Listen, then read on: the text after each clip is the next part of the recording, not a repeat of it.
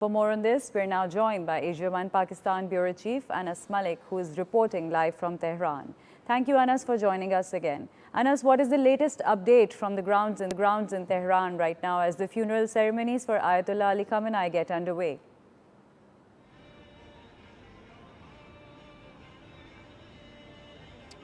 Well, Fiza, the funeral ceremony that officially began yesterday has been opened and made public or open for public since today, the 4th of July. That also coincides with the 250th anniversary or 250th National Day of the United States of America, the salience of the Supreme Leader. And here in Tehran, we're getting closer as the day progresses.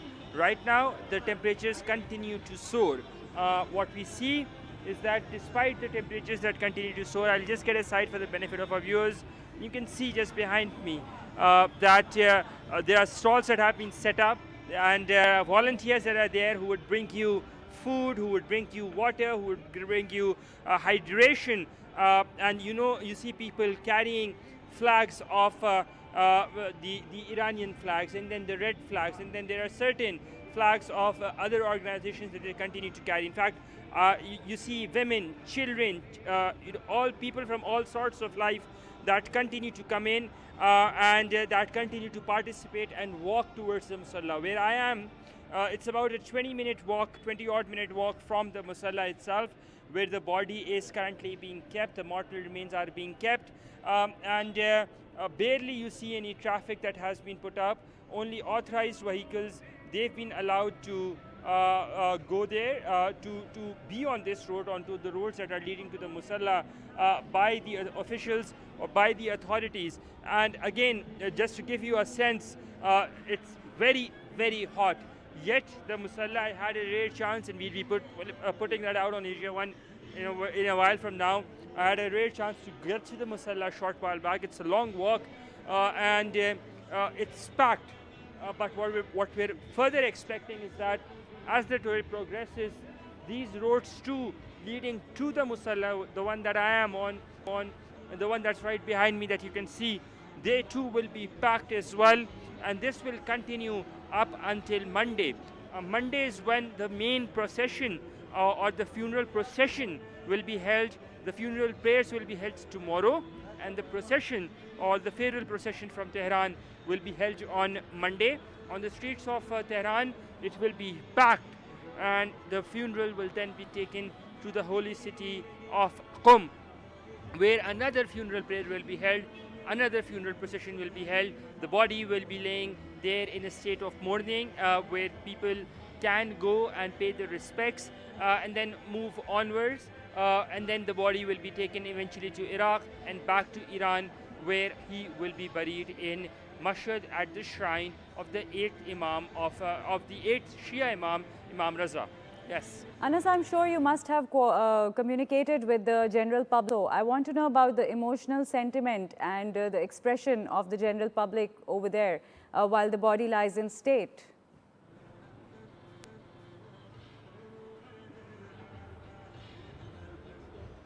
Well, they're angered, they're charged, they're angered. The city continues to mourn. What you see behind me, these are scenes of mourning. These are not scenes of jubilation. Yes, these are religious sentiments that are currently at peak, and so is anger as well. Yesterday, the funeral of the son-in-law of Ayatollah Ali Khamenei was held. He was also assassinated alongside Ayatollah Ali Khamenei. For this to happen, this to be enabled, is something that the Iranian people wanted to do. They wanted to pay respect to their late Ayatollah. And when it comes to the emotional sentiments or the sentiments at large that continue to be attached for people, it's not just sentimental value that way. It's a message of resilience. It's a message of patriotism, and it's a message that they stand with the Iranian regime. Yes, there are issues internally. Yes, Iran has had its share of problems, but at the same time, they would not allow any foreign power to dictate what happens in Iran, especially when it comes to the internal dynamics. And that is the reason this is a testament that the people of Iran have indeed stood with the regime. regardless of the internal problems, regardless of the critique of the regime. It's also pertinent to mention that Iran has the population of about 90 million people. For the 90 million people, out of them, 60% for 60% of the 90 million people, this was the only Ayatollah that they had seen. Ayatollah Khomeini, the Rehbere of, or the founder of the Islamic Revolution, as they put it on 1979, passed away in 1989. And his procession was about 10 million people. So for a bigger chunk of the Iranian population, Ayatollah Ali Khamenei, Ayatollah Sayyid Ali Khamenei was the only supreme leader who they had seen or opened their eyes to or followed. So in that context, this just does not signify any sentimental or emotional value. This is their tribute to their slain supreme leader, a thank you to their slain supreme leader. Fiza? All right, 2 hours after we last spoke, Anas, Tehran appears even more crowded. We're seeing thousands in line. Is this now turning out into one of the largest public gatherings Iran has seen in recent years, in your opinion?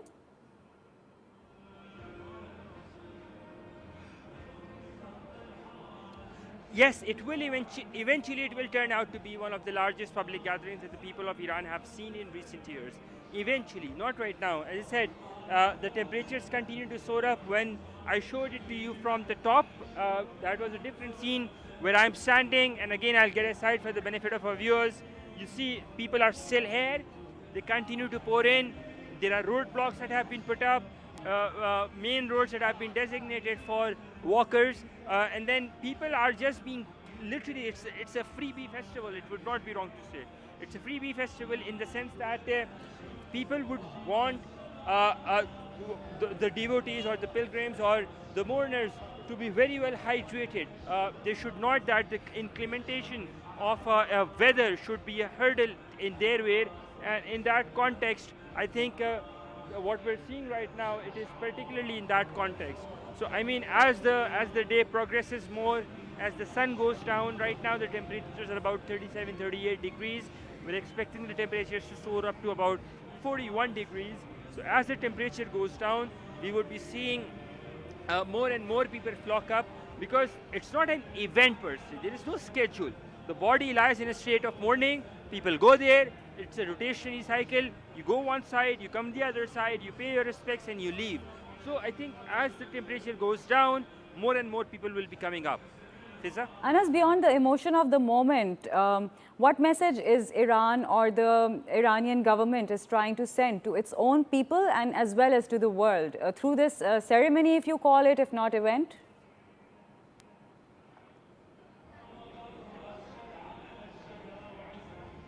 Well, it's not a message that they would want to send to their own people. In fact, this is a message from the people for the Iranian government and for the Iranian regime, that they stand in solidarity, that they stand behind their government, that they stand behind the Iranian regime, and that they are not weakened. They're rather courageous, they're resilient, and that is the message of resistance. It's a message of unity. It's a message of resistance that both the people and the government is conveying to locally and to international audience as well, that in the face of those mounting pressure, those attacks, and also let's just not forget the role. What we're seeing, the scenes right now, they are essentially, they've been enabled by two things. One, by the resistance of the Iranian people, and two, by Pakistan's mediation diplomacy. So I think on the streets of Tehran, people remain ever grateful and thankful, because had it not been for Pakistan's exemplary leadership of the Pakistani Field Marshal Sayyid Asim Munir, the army chief, and Pakistan's Prime Minister, the Deputy Prime Minister, the Interior Minister, the National Security Advisor, they would not have been able to achieve a ceasefire, and scenes like this could not have been seen. The Ayatollah Ali Khamenei, the late Ayatollah Ali Khamenei, was assassinated on the 28th of February. From the 28th of February up until today, the 4th of July, and the entire event will continue until the 9th of July. There are bits and pieces, and of course, first, the credit is of course to the Iranian government and the people for the resistance. But the second is of course the people remain thankful for Pakistani mediation at large. Fiza? What about the impact of Donald Trump's recent statement that has come out about Iran dying to settle and him giving a week off to Iran for the funeral? Is there any impact on the general public?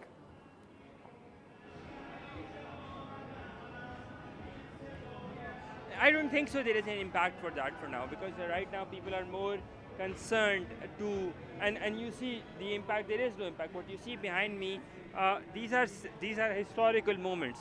These are not just, this is not just any rhetoric, this is beyond the rhetoric. This is visuals that you see that are perhaps once in a lifetime or once in a century.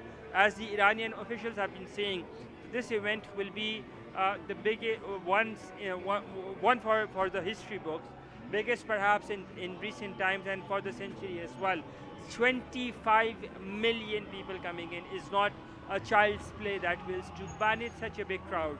So for Trump to say that, for US President Donald Trump to put out these statements, I think people say it's more to do with the domestic angle of his audience rather than to see in a very practical or a pragmatic approach to threaten Iran, and that is how the people are reacting to it. Right now, as I said, they continue to be in a state of mourning with alerts being raised. The high alert around Tehran, the airspace remains to be closed. The only jets that are patrolling are of the Iranian Air Force, and it gives you a sense. These are heightened security measures.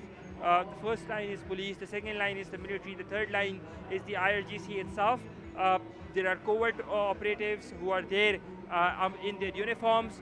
Then there are overt operatives who are there in plain clothes. So I mean, all in all, the Iranian side, while they have taken note and they're cognizant of the statements that US President Donald Trump has made, they're right now focused on paying rich tributes to their slain supreme leader.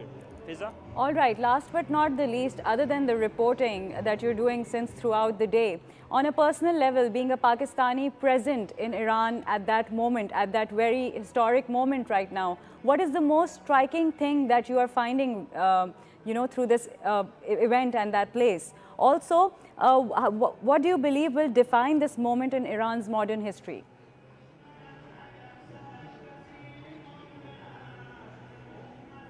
Well, Fiza, as someone who has been to Iran a couple of times earlier as well, what has changed this time is that there is unity among the people. I think that is something that is quite striking and telling. For a city that was ravaged by war for 35 days, with relentless bombing coming in from Israel and the United States, for a city, for a country that had been at war, for a country that has lost 2,000 of its people, it refuses to bow down. It refuses to succumb to any pressure. And I think that is something that has struck out. As a Pakistani, as a journalist, first as a journalist, that was my observation. But as a Pakistani, when people get to know, they remain ever thankful. They remain ever welcoming. They remain in a state of gratitude. And I think that is something that is indeed something quite pleasant of a moment, because, as I said, for this to happen, a lot went on behind the scenes, and the only thing that can be credited with is that Pakistani diplomacy enabled scenes like these to happen or enabled scenes like these to turn into a reality on the ground.